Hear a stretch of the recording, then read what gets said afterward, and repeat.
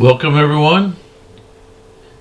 Welcome to 7 Minutes with the Savior. Pastor Randy Fry, Gower Christian Church. And you can see the timer is already going, so the clock is running.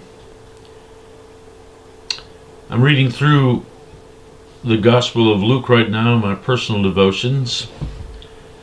And I'm in the chapter 17 and 18 right now, where Jesus is really getting serious about talking about the nature and cost of discipleship.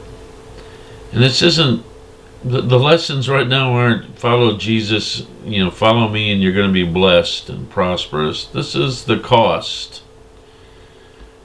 This is a description of what discipleship is going to entail.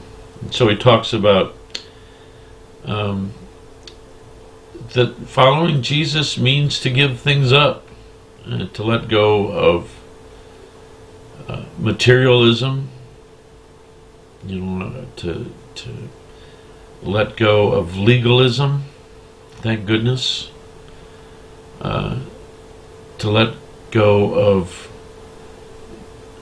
self-centered, making yourself the focus of attention, to let go of those sort of things. And the story I read today, one of them was Jesus telling the story of the Pharisee and the tax collector. And if you remember that story, the Pharisee comes, a Pharisee and a tax collector are praying in close proximity to each other. And the Pharisee says, I'm so glad I'm a good, godly person. I tithe and I follow the rules. And I'm glad I'm not like that tax collector over there. That I've sort of evolved. I've matured beyond him. Just kind of feeling good about, himself and his relationship with the Lord. And if you remember, the tax collector just gets, his prayer is really quite simple. Lord, have mercy on me. I'm a sinner.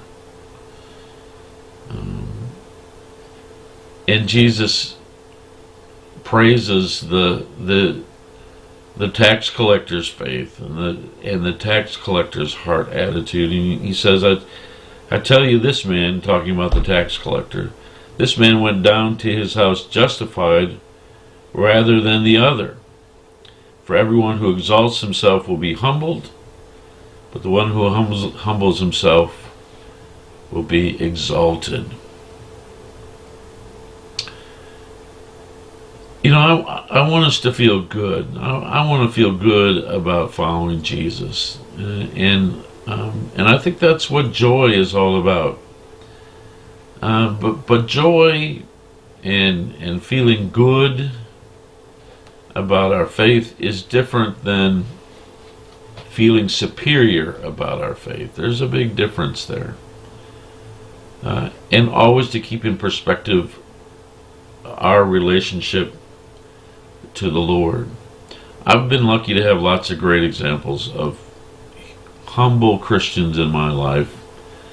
The person that came to my mind today was a pastor in the Rio Grande Valley of Texas, Filiberto Pereira, who runs Southwest Good Samaritans Ministries, which is a Disciples of Christ ministry, working with refugees from Central America. They come across the border, and immediately they're detained. And so he is working with these South American refugees, many of whom are being detained in some of the large centers down there in the valley, while their stories are being verified. And he works with them. He begins to help them learn English.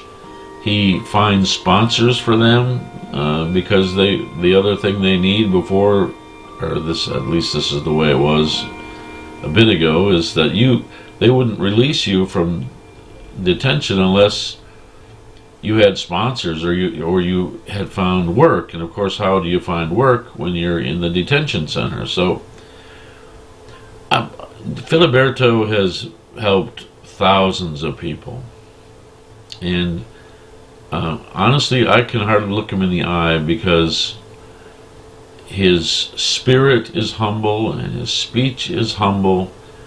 His stature is small. He's got an amazing story of perseverance as growing up as a Christian, and running a seminary in Cuba before he was imprisoned for that. I mean, he's just an amazing man. But his love and humility is something that just I still remember, and it still is with me as an example. I have to check my attitude all the time.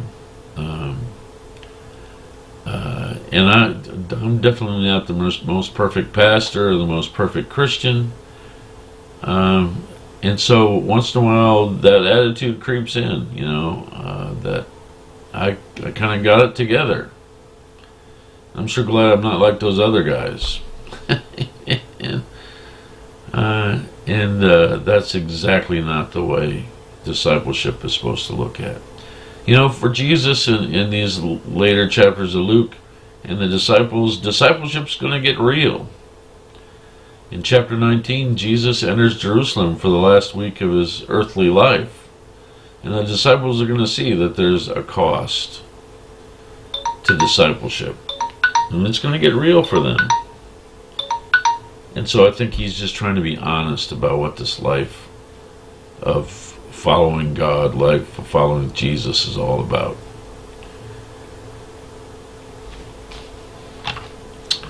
Big shout out, flyover for all the people that were involved in the fall dinner at Gower Christian Church. Man, what a great event we had on Saturday.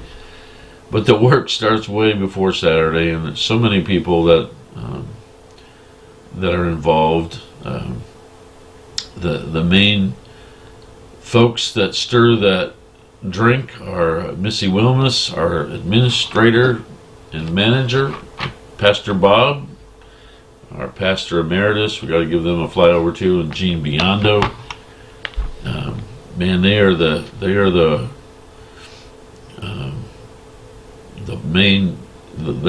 people that keep things running. But it was a great event. So many people from our congregation and friends of our congregation involved in it, and it was just, the energy was so positive from the community. It was just great that the people could get together, come, enjoy good food, and just linger and visit.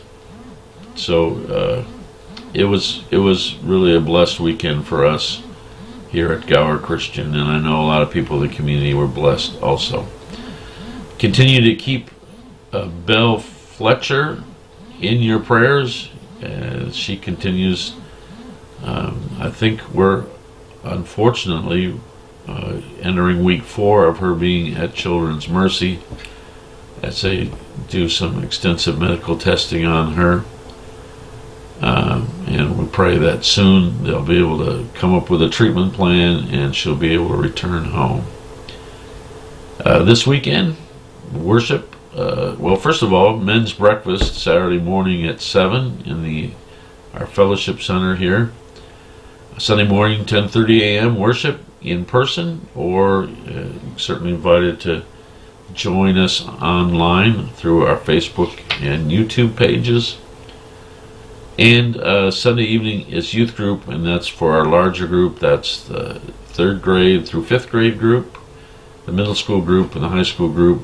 We are going to all meet. And I think we're going to have a special Thanksgiving themed Sunday. It's kind of an obvious choice. But I think it will be good for us, and it's good for us to be together. So Sunday night, 6 o'clock, youth group. Also, we meet in the fellowship center. That does it for me. Thanks for your patience, and thanks for checking in. Till we meet again online or in person, I bid you peace.